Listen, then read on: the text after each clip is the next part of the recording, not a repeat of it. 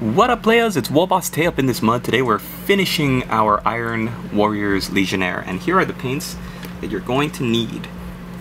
Rackhearth Flesh to highlight up the skull.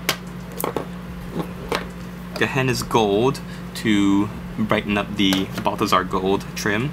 Then Auric Armor Gold to highlight. And finally some Wild Rider Red. I'm gonna leave him dirty and dark looking and kind of not really worry about highlighting the silver because I kind of like the look of him being like in the trenches and dirty and like schlepping forward to break open bunkers and assault fortresses. But yeah, I think it looks pretty cool. So thanks for watching, everybody. This is a follow-up to both the How to Paint an Iron Warriors Legionnaire Part 1 and the How to Paint Hazard Stripes. So I've also got, if you'll remember here, my cultist. So if you remember the cultist from, gosh, what was it called? The Dark Vengeance set. I just need to paint his rim black, but other than that, paint his rim Steel Legion Drab, but other than that, yeah, they are ready for play, and I think it looks pretty good. So thanks for watching, everybody, and we'll see you in the next video. Alright, players, let's get started with this Legionnaire of the Iron Warriors Legion, the 4th Legion, Chaos. We're gonna finish him up. You hopefully remember him. Today we're going to paint up the gold and do some highlighting and finish this guy off. So the first thing we're gonna do is we are gonna take Rackhearth Flesh and we are going to paint in this guy's little skull servo here, back in the back of him. This is a little bit that you can find on the command sprue. So if you don't have this, then don't worry about it and just skip this section.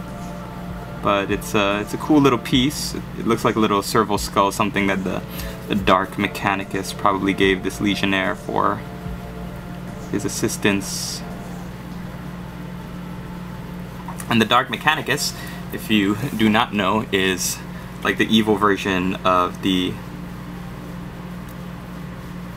Adeptus Mechanicus, which is the cult that kind of maintains all of the machines in the Imperium. So this is like their evil traitorous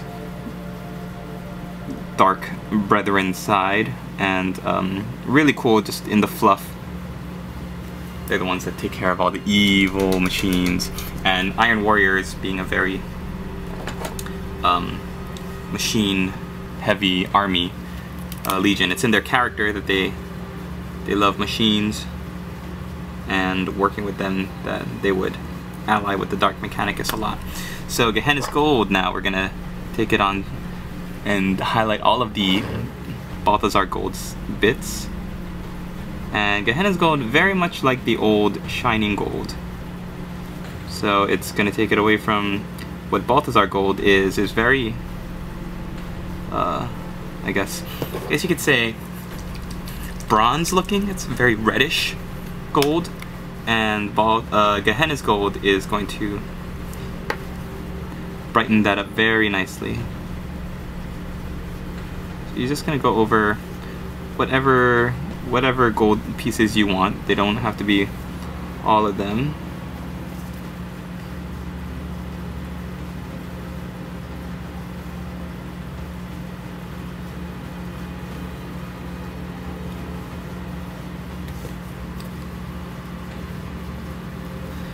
But the reason why I painted a lot of these details in gold is because you might see a lot of quote-unquote Iron Warriors armies on the table that are just basically like bolt gun metal or lead belcher sprayed figures. They're all just gonna look shiny silver, but they're not gonna really have any kind of decoration on them. And even though the Iron Warriors are not a very, you know, detail-oriented, aesthetic army like, say, the Emperor's Children or the Blood Angels, they don't really care too much about how, you know, decorating their armor, and they're very much more about the like utilitarian aesthetic. That's what they care about. Is it useful? Will it stop bullets? You know, so they're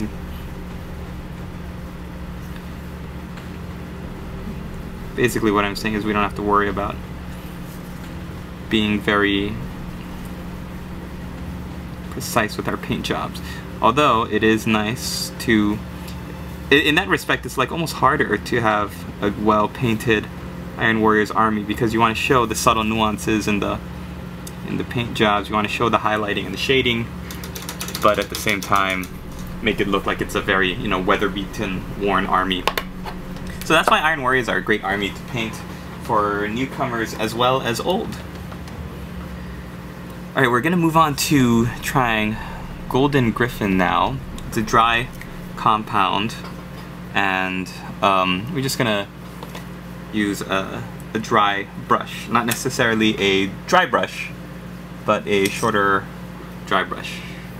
In fact, I do have a small dry brush. It's a Citadel dry brush, but you can get the same effect if you have an old brush that you don't really care for. Take the bristles and you just trim them down a little bit so that they're short and stubby, like these ones are.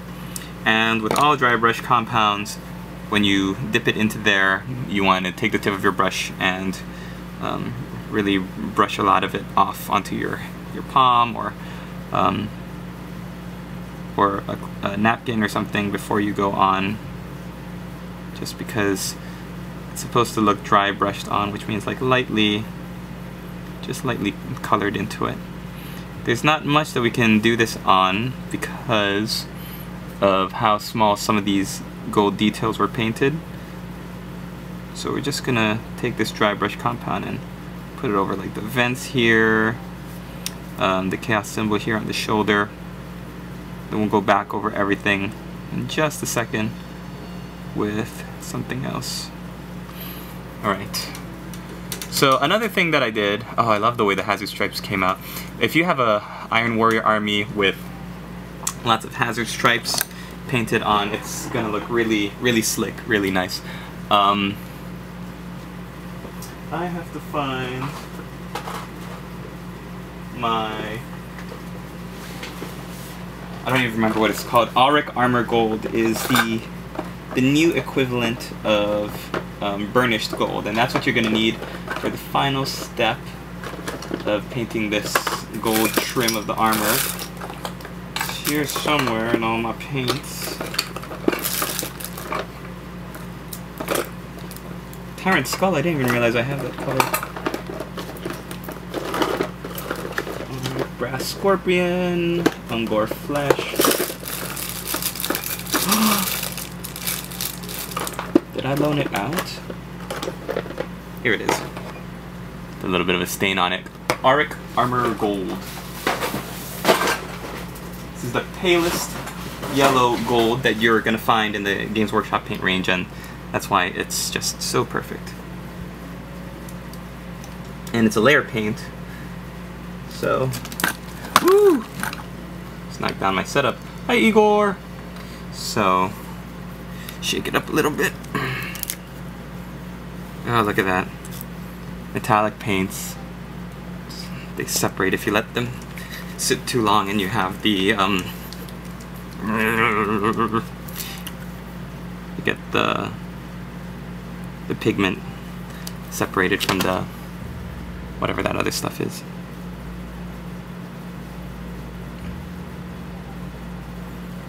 Okay, because this is so bright, and I made this mistake when I was painting burnished gold in the old paint range, you have to make sure that you have good coverage with your brush.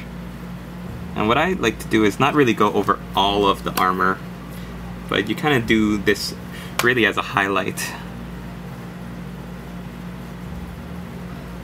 So like we're tapping the corners, the edges, any bits that would catch the light and reflect them. You'll notice when you look at all the Iron Warrior artwork and stuff, the gold on their armor is very, very yellow. It's not like brass where it's darker reddish orange. It's very yellow gold. So this Auric Armor Gold is going to be a real nice color tone.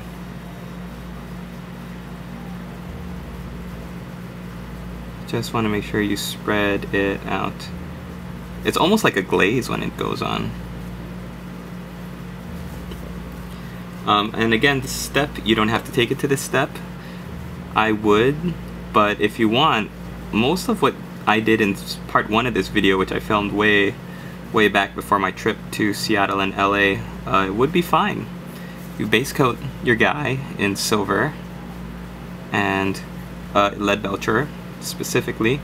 Give him a wash, give him a dry brush highlight, paint in some black areas. You don't even have to do the hazard stripe motif if you don't want to. If you would rather just do a transfer, do transfers, you could do that. And paint on some gold trim with Balthazar gold, and there you go. I just like to go the extra step, as all of you know. I'm gonna try to keep this video under 12 minutes because that's the shooting capacity.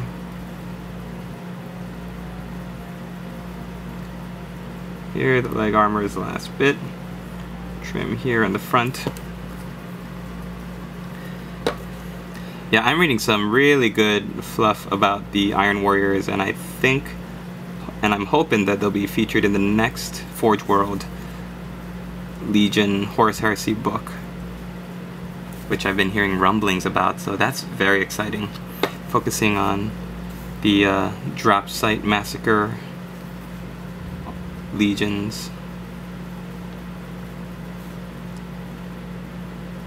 It's a great time to be in the hobby. It's always a great time to be in the hobby. Alright, so that is gonna do it for the gold.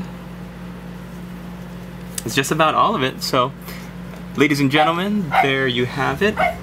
If anything, if you want to do anything else, the last step that I would do would be to take some Wild Rider red, which is a nice bright red, and just dot in his eyeballs.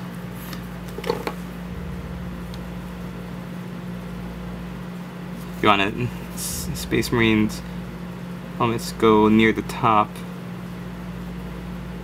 Try to stick near the top and not by the bottom where the cheeks are. Trick I've noticed for that is because then it'll, if you do that, it'll look like he's got droopy eye syndrome. But there you have it, players, a fully painted Legionnaire of the 4th Legion. So thanks for watching. Hope you enjoyed this little tutorial. He's ready to go bust some bunkers open with his melta gun. Thanks for watching, and we will see you in the next video. Latest, players!